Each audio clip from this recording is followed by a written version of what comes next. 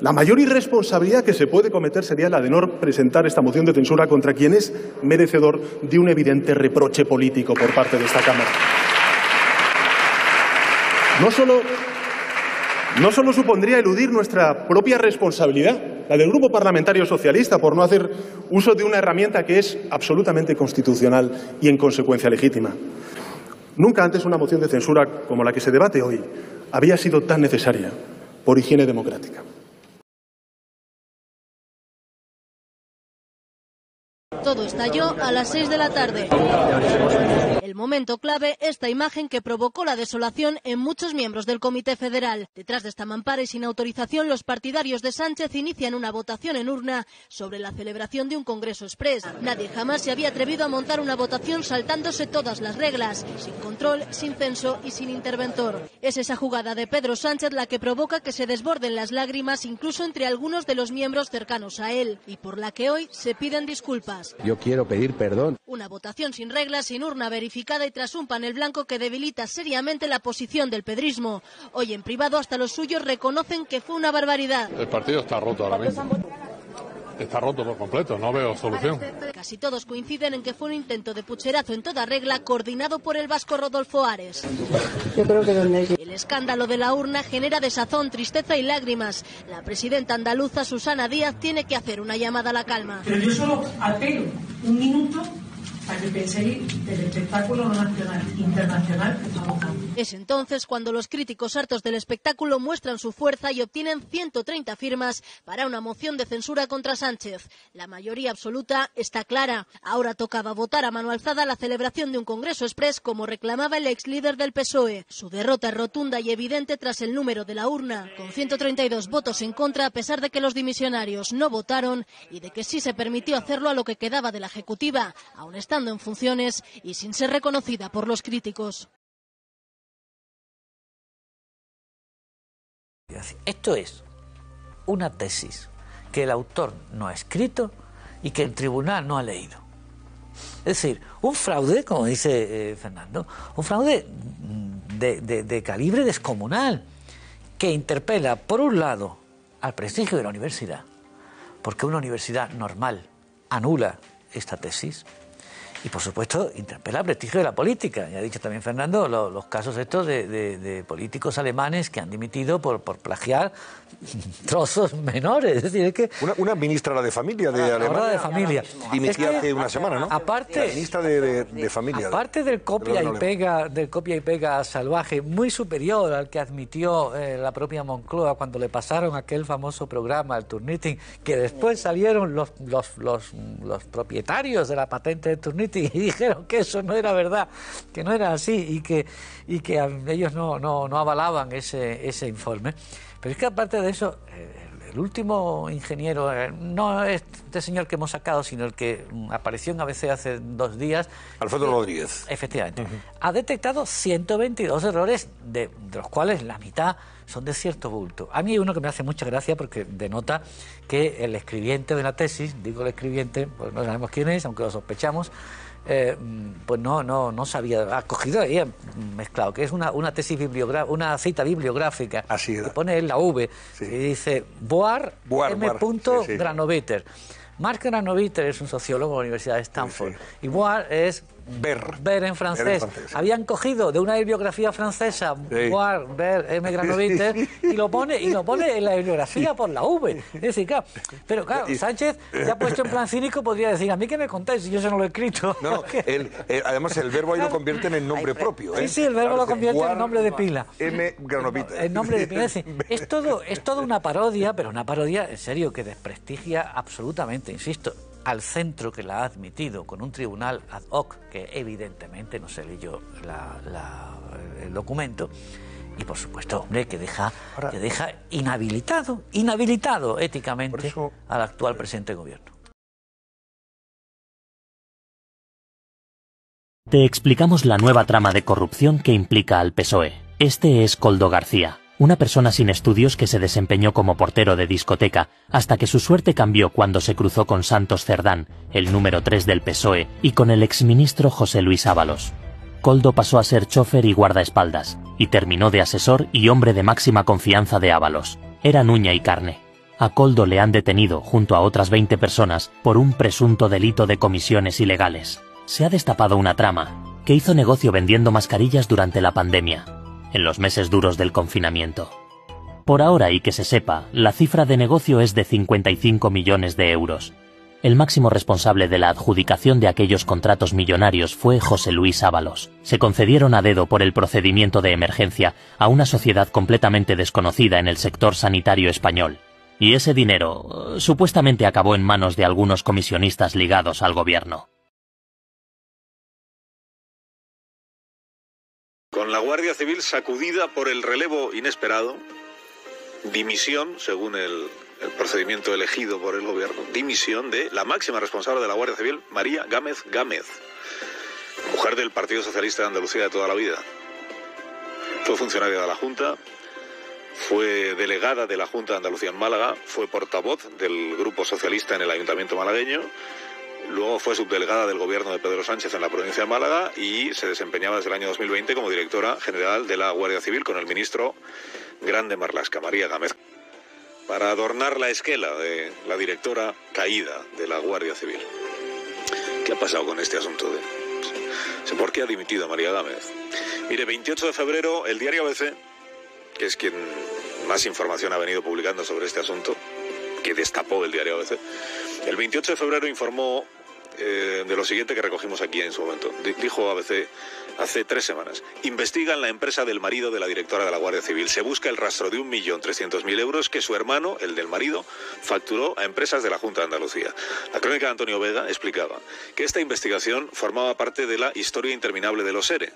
Entre el año 2009 y 2011, la Junta de Andalucía había hecho unos pagos a la empresa de Bienvenido Martínez, que habrían después sido repartidos o desviados, esa es la sospecha, a otras firmas creadas por sus hermanos, Manuel Martínez y Juan Carlos Martínez, que este es el marido de María Gámez.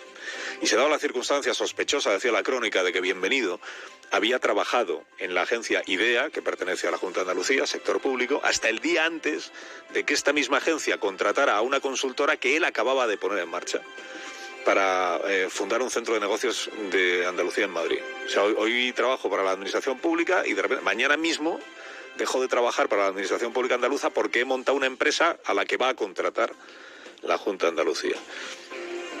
Y lo que cobro beneficia presuntamente a las empresas de mis hermanos. Este es el asunto que está en investigación que le lleva a la UDEF y que dirige un juez. Saludos desde Madrid, soy Goiza de Arazúa y atención a esto. La Fiscalía Anticorrupción de España ha detectado indicios de que el rescate millonario de la aerolínea Plus Ultra vinculada con el régimen de Nicolás Maduro fue en realidad una operación para blanquear oro venezolano. La aerolínea, que recibió 53 millones de euros del Estado español en 2021, habría desviado parte de esos fondos a cuentas en el extranjero relacionadas con una red criminal dedicada al blanqueo de capitales provenientes de Venezuela.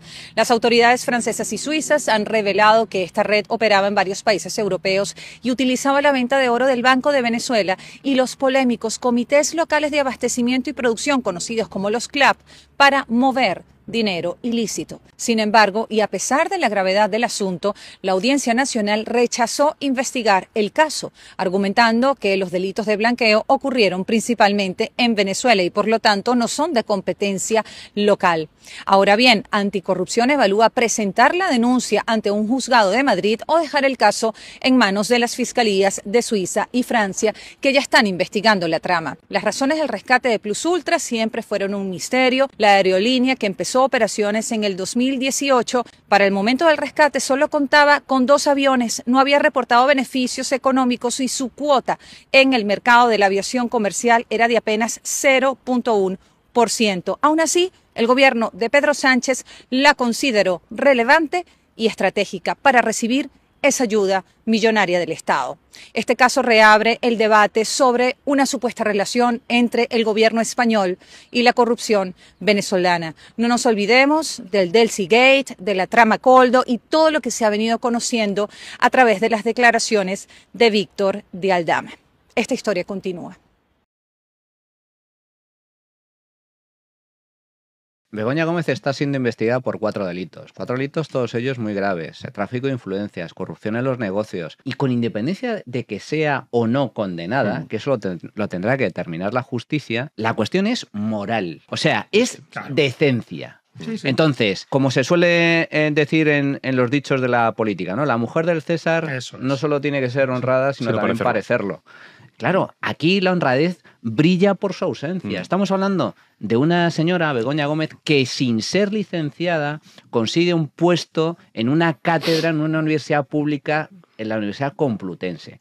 Una cátedra que consigue levantando el teléfono desde la Moncloa y llamando al rector. Acude a la Moncloa a conseguirle la cátedra a la mujer del presidente. Estamos hablando de una señora que utilizaba, tal y como hemos visto publicado, a una asesora que pagamos todos los españoles, una asesora que trabaja en Moncloa, para no gestionar las visitas oficiales, los viajes con su amadísimo marido, los eventos que puede tener la mujer del presidente, aunque en España no esté estipulada la figura de la primera dama. No, una asesora que pagamos todos los españoles para gestionar y trabajar para temas personales privados de Begoña Gómez. Entre otras cosas, la gestión de la cátedra, la gestión del máster, la solicitud de patrocinios a empresas del IBEX. Oye, claro, yo soy un empresario del IBEX y a mí me manda un correo desde Moncloa diciéndome, oye, que si nos ayudas con dinerito. ¡Oh! Pero vamos a ver, pero vamos a ver. O sea, esto es como plata o plomo. Plata o plomo. Claro, si te dice no, que te voy a pagar 1 millón, te lo hace con la pistola aquí delante. Pero claro, 1 millón, ¿cuánto necesitas? ¿Cuánto necesitas? Claro. Entonces, esta es lo que se está investigando. Esta es la cuestión. Entonces, es una cuestión de decencia, es una cuestión de moral, es una cuestión de limpieza. Que la mujer del presidente vaya a 3 compañías tecnológicas a que le financien una aplicación, un software gratis per amore. Vayamos cualquiera de nosotros. Cualquiera de la gente que está yendo, que nos está viendo. Vayan ustedes a Google, a Indra, vayan ustedes a Telefónica, vayan y digan, oiga, que tengo un proyecto maravilloso, que soy profesor de instituto, que tengo incluso una cátedra siendo catedrático, que si me financias gratis per amore una aplicación. Dice, ya, vamos, primero que te dejan entrar. Y una vez que dentro te dirá seguridad. Claro. Entonces, Begoña Gómez, ¿por qué todos esos favores a Begoña Gómez? ¿Por qué es Begoña Gómez? Begoña, nombre, Gómez, apellido, o porque es simple y llanamente la mujer del presidente. Claro, eso es indecente. En el pueblo portugués donde se ha afincado para pagar menos impuestos David Sánchez, el hermano del presidente del gobierno Pedro Sánchez. Hasta aquí también ha llegado el grupo de la Unidad Central Operativa de la Guardia Civil que investiga la trama Koldo porque ha encontrado ramificaciones de las mordidas y de las comisiones ilegales de la red de corrupción.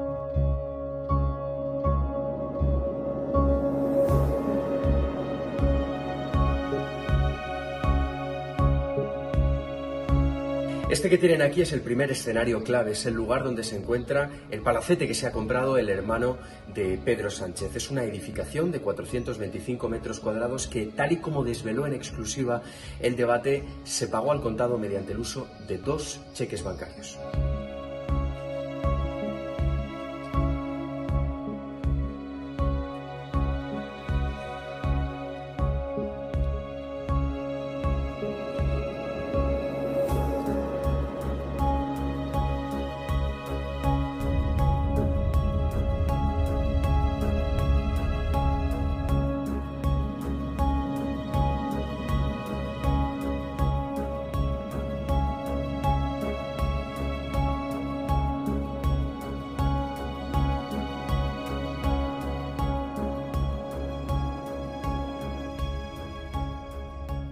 Y del palacete al parque empresarial donde han venido los investigadores del caso Koldo, porque es aquí donde 4 miembros de la red han establecido varias empresas, un complejo entramado societario donde han desviado parte del dinero que ganaron de manera ilícita gracias a los contratos que el gobierno les adjudicó durante la pandemia.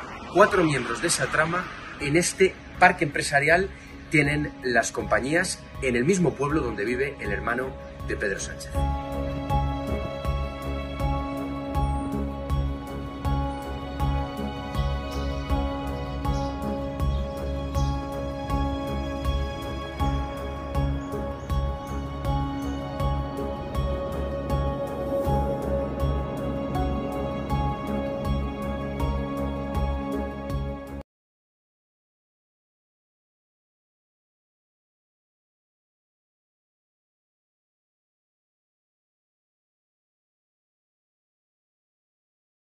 me llega una información confidencial que puede cambiar las cosas. Víctor de Aldama, el asesor contratado por todos, por Koldo, por Ábalos, por Begoña Gómez.